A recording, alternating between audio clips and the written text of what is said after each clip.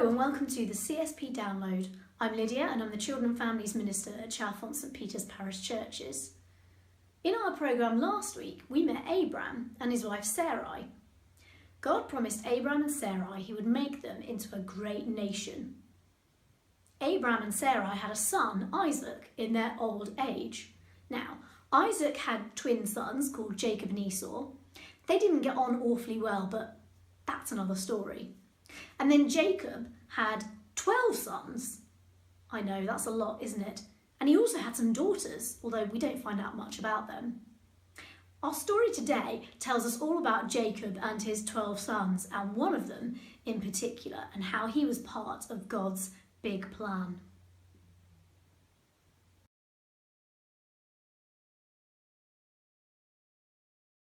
Jacob had a favourite son, and he was the youngest but one in the lineup of brothers, and his name was Joseph. Because Joseph was Jacob's favourite, Jacob spoiled him. He bought him a special coat to wear, and Joseph thought he looked wonderful. But his brothers were green with envy. Joseph had funny dreams about his family bowing down to him. This made his brothers red with rage. They planned to kill him and get rid of him once and for all. One of Joseph's older brothers thought that was going a bit far, so one day they beat him up and sold him as a slave to some passing Egyptians. "That'll teach him," said the brothers. They took Joseph's special coat and tore it and pretended to his father Jacob that Joseph had been eaten by a wild beast. Jacob was very sad and no one could make him feel better. Meanwhile, Joseph was doing well in his new job, and his boss Potiphar was pleased with him. Until one day, Potiphar's wife accused Joseph of something he didn't do.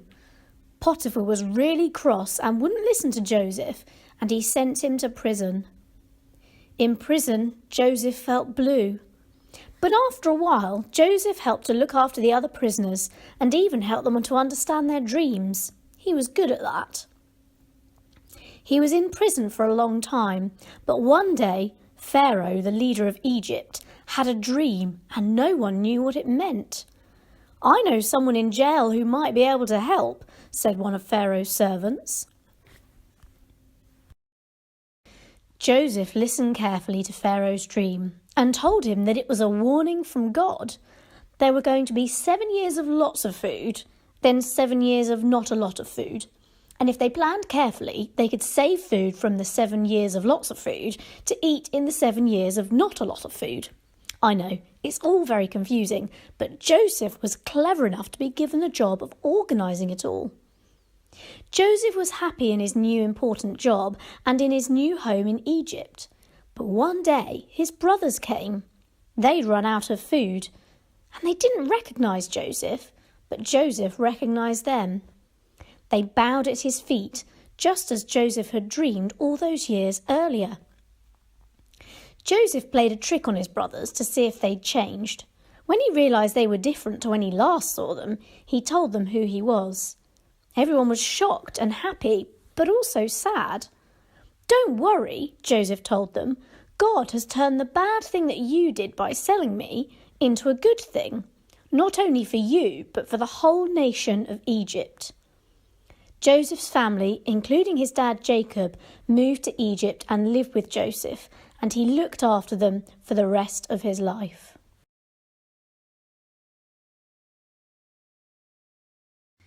This is one of my favourite Bible stories because God takes something bad and turns it into something good. He doesn't do it straight away. In fact, Joseph has to do a lot of waiting. But it helps me remember to be patient and trust that God can do all things, and he can turn bad things into good. Joseph was an important part of God's big plan, and the Israelites, which were Jacob's family, moved to live in Egypt at the end of our story, and that's where we'll pick up again next week for an important part of God's big plan. Now, I've always wondered, what was Joseph's special coat like? Do you think it was multicoloured? Maybe it had sparkly bits on it. I wonder if it had a special furry lining. Yeah. Anyway, I know that you out there, yes you, are good at inventing things and designing. And I wonder whether you could design a coat for Joseph. I had a go at this one. Here's my multicoloured and sparkly coat for Joseph. If you do one at home this week, get your grown-up to take a picture and send it in, and we will have a gallery of amazing coats for Joseph. Well, that's all we've got time for today. Join us again next time to find out what happens next to God's special family, the Israelites. You can watch all of our other episodes on our YouTube channel, and we're also meeting again in person in our church. Come along and join us. Check out our website for more information about when and where. Until then, bye-bye.